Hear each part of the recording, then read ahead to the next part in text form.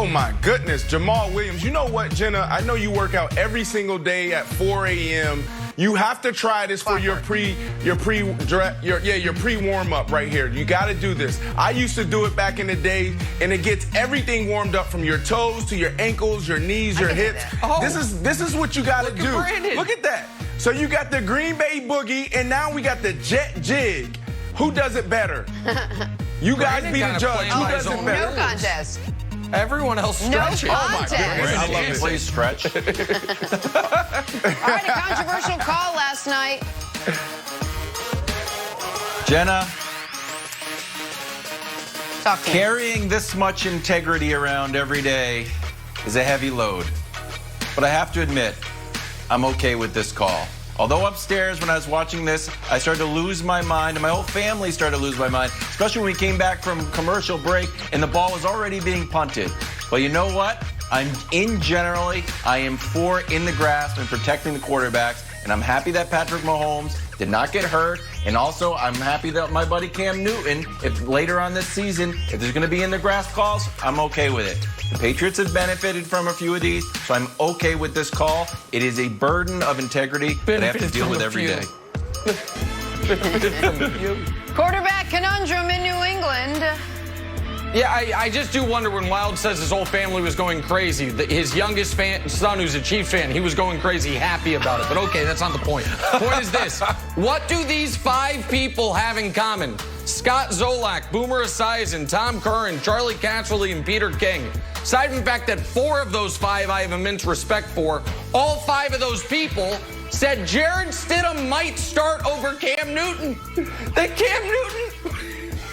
Sorry. That Cam Newton might not win a quarterback competition against these 2 guys.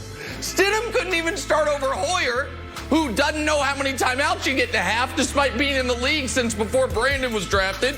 And Stidham comes in and just starts throwing the ball away. It's so good. Cam Newton in a quarterback competition, Jenna, with those guys. That's all.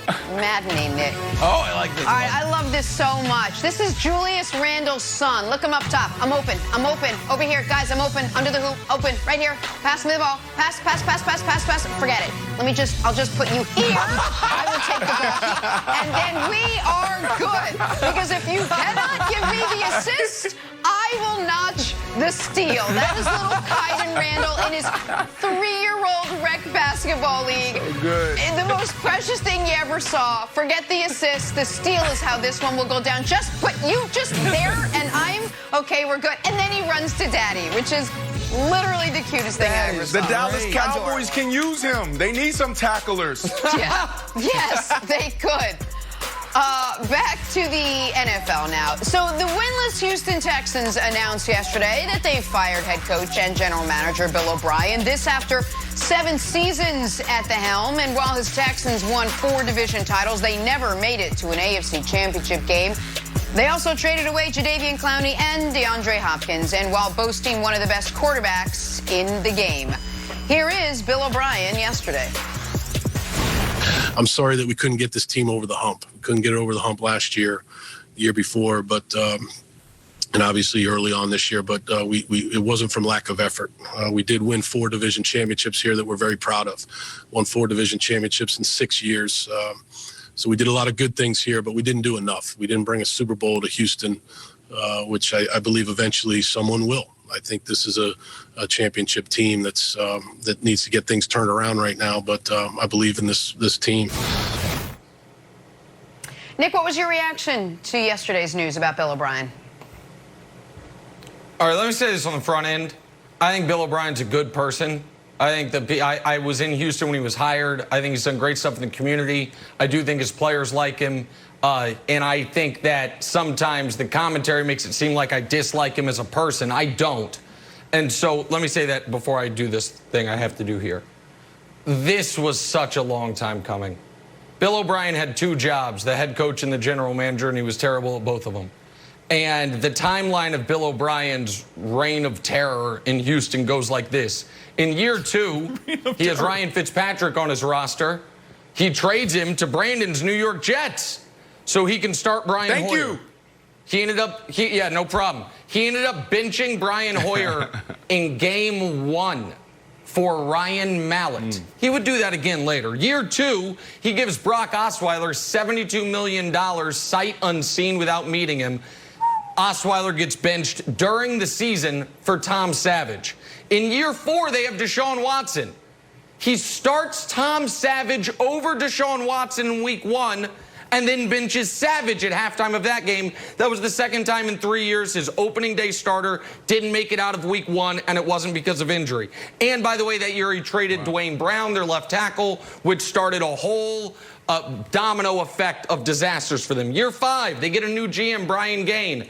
He lasts 17 months. Because Bill O'Brien helps bring in the former Patriots team chaplain, Jack Easterby, who then ousts Brian Gaine, and Bill O'Brien then has even more control. Year 6, they traded Jadeveon Clowney and $7 million for a third-round pick, and they traded 2 firsts and a second for Laramie Tunsil without signing him to a contract. Near the end of that season, he cursed out a fan while walking out of a home game. Year 7, trades DeAndre Hopkins for a second-round pick and David Johnson. He pays Laramie Tunsil way over market, pays Randall Cobb way over market, and oh yeah, by the way, was up 24-0 in a playoff game last year and then didn't even have the lead at halftime. I say all that to say this. This was terrible. And he leaves the Texans with Deshaun Watson, but no draft capital. They have the most expensive roster in the league, and they're 0-4. They're in the same position the Jets and the Giants and the Falcons find themselves in. And so Brian, sorry, I was thinking Brian Gaine. So Brandon, this is long overdue, and I think the Texans will be far better because of it. I mean, that's the segment right there. You did a great job of laying out the why. I mean, you started with Coach Billy O. I mean, he's a good coach, but he's a terrible GM. Look at the coach side, 62-48 over the 6 full seasons, 4 playoff trips, 2 playoff wins. He's a good coach. And when you look at this year, he's had the hardest start in the last 50 years in the National Football League. That's right. But when you go to the other side, that's the why. That's why he got canned. Because he's a terrible GM. I called some people close to the organization last night, and I was like, all right, this is what I'm thinking. Am I close? And they said, absolutely. And I start talking about the moves he made that you just laid out, Nick. But they went farther, and they said, well, and I didn't even think about Dwayne Brown, but you look at Clowney. Clowney, there was people in the organization that thought that they could get that deal done, and he didn't get it done. So they were split there, and they didn't like how that was handled. Then you fast forward to the Tunsil deal. And then the thing that made this interesting and pretty much problematic is that there wasn't an extension worked out during the trade. Yep. Think about that. When you make that trade and you say we're giving up 2 first-rounders for this guy, he's there for the long haul. So you have to have that extension in place because the result of not getting it done is you overpaying this guy. He's making $20-something million a year, which is at the time was $4 million more than the highest paid tackle in the game. That's an issue. Yep. And then you go to DeAndre Hopkins, and there's just no value there. You give up a future Hall of Famer, you get no value in return, and he's also balling. Yep. So when you look at the makeup of Billy O, he is a fiery guy, and you're losing, and then you got J.J. Watt putting his stamp on it saying something has to change. That's why things changed. Okay, so, Nick, he did all of those moves, and those weren't universally heralded. There's been fire Bill O'Brien signs in the stands since there was fans in the stands a few years ago. We knew about this DeAndre Hopkins trade, and it was universally canned in March.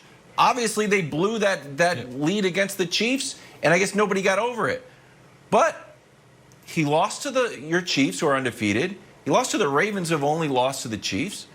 And he lost to the Steelers, who are undefeated. So are you firing this guy because he lost to the Vikings? And then what's your other option here? You're going to bring in Romeo Crennel, who lost his defensive coordinator job? So I don't, you know me, I don't like halfway measures. Like, if you're going to go with Bill O'Brien, See it through. You know the schedule gets easier. It's not like Kevin Wilde's the only one that's got the schedule. Like, oh, look, we got the Jaguars coming up. But the problem is this. You can't say, well, we played 3 really good AFC teams, that's why we started 0-3, when you have the most expensive roster in the NFL and you've traded your future draft capital.